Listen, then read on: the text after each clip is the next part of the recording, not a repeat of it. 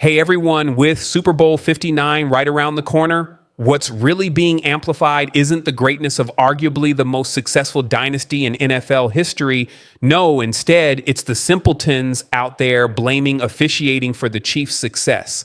And I have to tell you, this is something Kansas City is definitely going to use as fuel for the big game. The masses might regret it, because the Chiefs are going to be ready to show up. So I'm diving into that and a whole lot more as I preview this Super Bowl rematch between the Kansas City Chiefs and the Philadelphia Eagles. But first, let's talk about some good news. Andy Reid isn't retiring after the Super Bowl.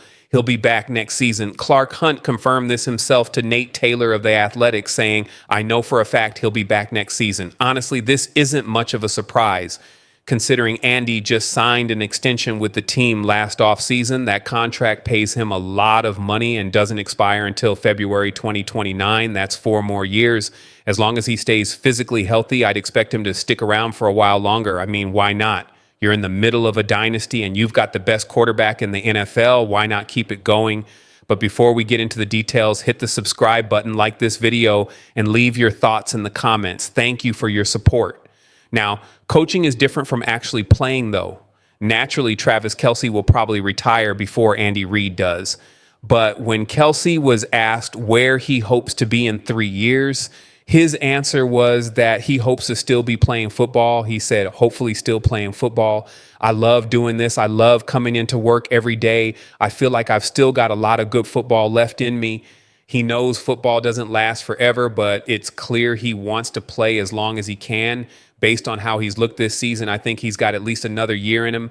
He's still under contract next year anyway, so if he can keep playing, why wouldn't he? And of course, maybe he'll run it back one more time. Clark even thinks Kelce will return for the 2025 season because he loves the game so much. But of course, they'll give him the time he needs to make his decision. They definitely hope he comes back for another season, though. Now, let's talk about Super Bowl Media Week. It's been full of some really interesting moments. Joe Thuney speaking Spanish, Kareem Hunt sharing how competitive Mahomes is. He wouldn't even let him win at Topgolf. And then Harrison Butker breaking down the growing pains he experienced after knee surgery. But one of my favorite moments involved DeAndre Hopkins, who was asked what his outfit was going to be for the Super Bowl. His response was a bit unexpected. He shared that his dad passed away back in 1992, and the only things he left behind for him were a few items, one of which was a mink jacket. He said, "I always said I'll wear that mink jacket to my wedding, to the Super Bowl, whichever one happens first, and wearing my dad's mink jacket, dog. Honestly, I wasn't ready for that." Combined with what happened to his mom, man, I really hope this guy gets a ring. He's one of the 3 veteran offensive players I'll be cheering for to get their first Super Bowl ring.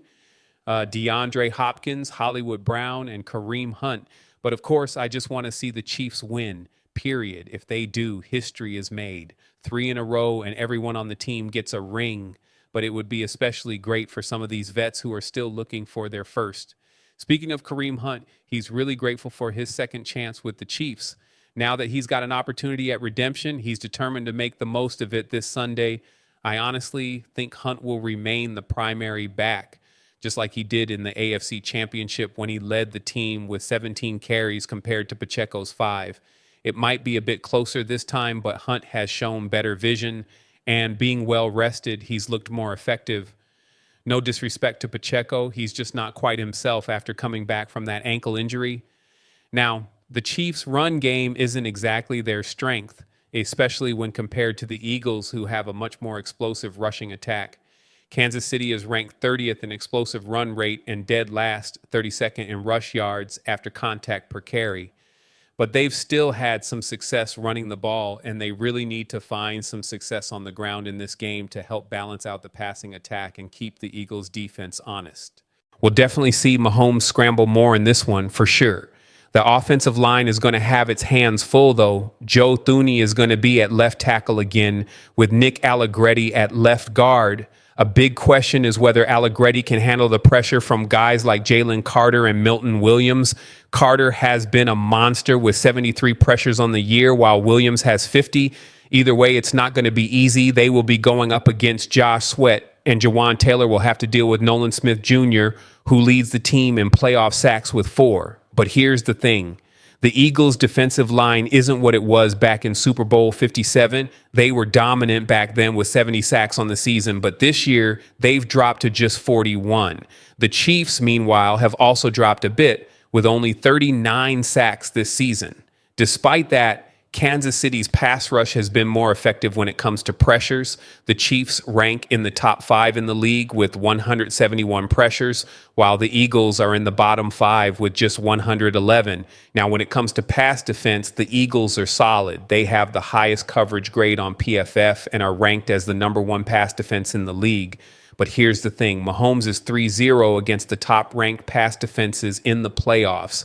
In those games, he has averaged 37 points per game with a 70.8% completion rate, 2.7 touchdowns, and a passer rating of 108.5. So while this isn't going to be easy, Mahomes has shown he can thrive against these types of defenses. The Eagles have some really good rookies like Quentin Mitchell and Cooper DeJean, along with veterans like Darius Slay and C.J. Gardner-Johnson. And get this, Zach Bond, a linebacker for the Eagles, has the best coverage grade on their team. He's also one of the best against the run, but he did pop up on the injury report with a groin issue. So that's definitely something to keep an eye on. In fact, the NFL Referees Association's executive director, Scott Green, even came out saying these conspiracy theories are insulting and preposterous. There are 17 officiating crews and 138 officials in total. It's literally impossible for them all to collude for one team. Look, I'm not a ref apologist. I get it. The officiating is inconsistent. And yeah, the Chiefs do get some bad calls that go their way, but that happens with every team. The best teams overcome bad officiating, and the Chiefs are one of the most penalized teams over the last 7 years, yet they're still one of the most successful teams during that span. What does that tell you? They overcome bad calls. They don't make excuses. They just get it done. And let's talk about penalties. The Chiefs rank 26 in penalty yardage per game difference, and it's actually negative. But here's the kicker. People will say, look at the playoffs. That's when it matters. Fine, let's go there. In the playoffs, the Chiefs' opponents are flagged more than the Chiefs. Why? Because the Chiefs are simply more disciplined in high-pressure moments. They've been there and done that multiple times. They also play the most home playoff games in the Mahomes era, and a lot of penalties, false starts, and delay of game calls are a result of the Arrowhead crowd advantage, not some grand conspiracy. Oh, and let's not even get into the whole Taylor Swift theory. People claim it's all about her helping the NFL generate revenue. Please.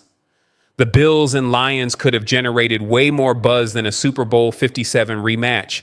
Kelsey and Swift didn't even start dating until 2023. By that time, the Chiefs had already made it to 5 AFC championships, won 2 Super Bowls, and made 3. So yeah, that whole theory just doesn't hold up. And as far as the players go, they hear all the noise. Mahomes, Kelsey, Chris Jones, Justin Reed, these guys are on social media. They may not respond all the time, but trust me, they see it. And hearing people disregard their greatness, that gets to them. It pisses them off. They use it as fuel. So when people poke the bear, they're about to find out on Sunday what happens. That leads me to something I know we're all thinking about, Saquon Barkley. We know he's going to be priority number 1 for the Chiefs' defense. It's all about limiting his explosive runs and minimizing the damage. If you remember back to 2020, when the Chiefs beat the Titans in the AFC Championship, they held Derrick Henry to 19 carries for 69 yards and a touchdown. That was huge because Henry had over 1,500 yards and 16 touchdowns that season. In the 2 playoff games prior, he was averaging 188 rushing yards per game. It was insane.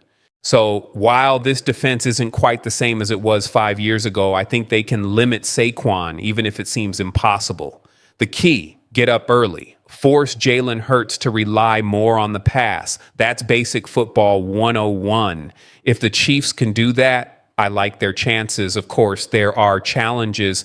Devonta Smith and Dallas Goedert are going to be threats in the middle of the field. The Chiefs have struggled against tight ends, and Goedert is lethal on third downs. Hurts has completed 13 of 14 passes to Goddard this season for 240 yards and 8 first downs. That's definitely something to watch.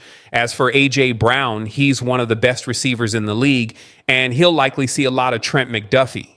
But my real concern is the middle of the field with guys like Devonta Smith and Goddard, combined with the threat of Saquon Barkley.